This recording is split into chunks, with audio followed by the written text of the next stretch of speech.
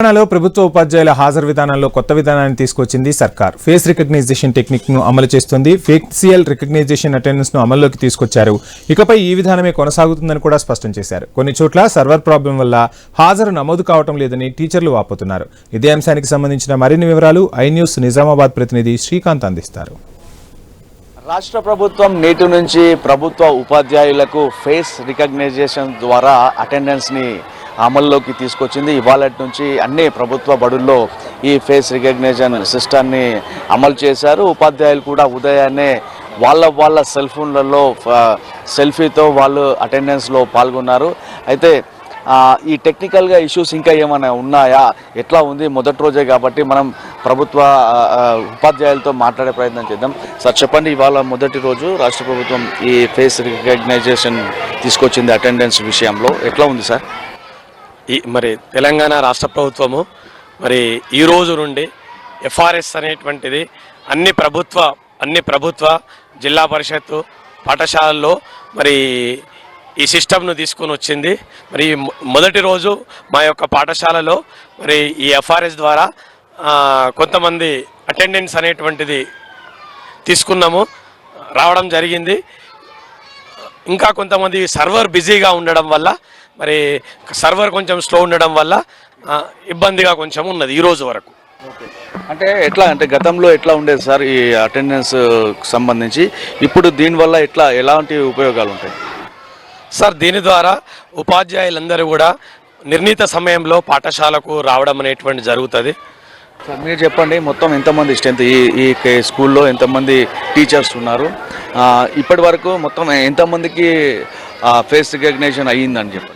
20 మంది స్టాఫ్ ఉన్నారు టోటల్గా. అయితే ఈరోజే ఫస్ట్ కాబట్టి అందరూ స్కూల్ లాగిన్లో వెళ్ళి రిజిస్ట్రేషన్ చేసుకోవడం అనేది ఈరోజే కాబట్టి కొద్దిగా సర్వర్ బిజీతోని చాలామందికి ఇబ్బందులు ఎదురవుతున్నాయి. సాయంత్రం వరకు ఇది సాల్వ్ అయిపోతుంది, మధ్యాహ్నం సాయంత్రం వరకు అయిపోతుంది. అంటే ఇన్ టైం ఎప్పుడు sir, out time? In time before 9 in time కావాలి, 4:15 తర్వాత అవుట్ కావాలి. దీనిపైన మీకు ఏమన్నా అవగాహన చెప్పారా? ఎవరైనా టెక్నికల్గా ఇట్లా ఉంటుంది ఏమన్నా గైడ్లైన్స్ ఇచ్చారా ఎట్లా? అంటే ఇంతకుముందే ఇది ఆల్రెడీ ఇంప్లిమెంటేషన్లో ఉంది కాబట్టి మాకు పెద్ద కష్టమేం లేదు. ఇంతకుముందు ఇంప్లిమెంటేషన్ అప్పుడు కూడా స్టార్టింగ్ కొద్దిగా ఇబ్బందులు ఉండే, స్టార్టింగ్లో మంచిగానే అప్పుడు కూడా బాగానే జాగింది. ఈ తర్వాత మళ్ళీ పోస్ట్పోన్ అయిన తర్వాత ఇప్పుడు మళ్ళీ కంటిన్యూ చేస్తున్నారు కాబట్టి ఇబ్బందులు టెక్నికల్ ఏం లేవు. సర్వర్లో బిజీతోనే ప్రాబ్లం. ఇదంతా మానిటరింగ్ ఎవరు చేస్తారు సార్? అంటే ఈ అటెండెన్స్కి సంబంధించిన మానిటరింగ్ ఎక్కడ ఉంటుంది? డిస్ట్రిక్ట్ లెవెల్లో అయితే ఎస్ఎస్ఏ వాళ్ళు చేస్తారు, సర్వశిక్ష అభియాన్ వాళ్ళు చేస్తారు. పై లెవెల్లో కూడా సర్వశిక్ష అభియాన్ ఎస్పీడీ ఆఫీస్ నుంచి దీని యొక్క అంటే మానిటరింగ్ అనేది జరుగుతూ ఉంటుంది. దీని ద్వారా మీరు ఇక్కడికి వచ్చి సెల్ఫీ తీసుకొని మళ్ళీ బయటకు వెళ్తే ఈ ట్రాకింగ్ ఏమైనా, జీపీఎస్ ట్రాకింగ్ ఏమైనా ఉంటే అవకాశం ఉంటుందా సార్? అలాంటిది మాకైతే ఏం అవగాహన లేదు. కాకపోతే మేము మాత్రం అదే అవగాహనలో ఉన్నాం.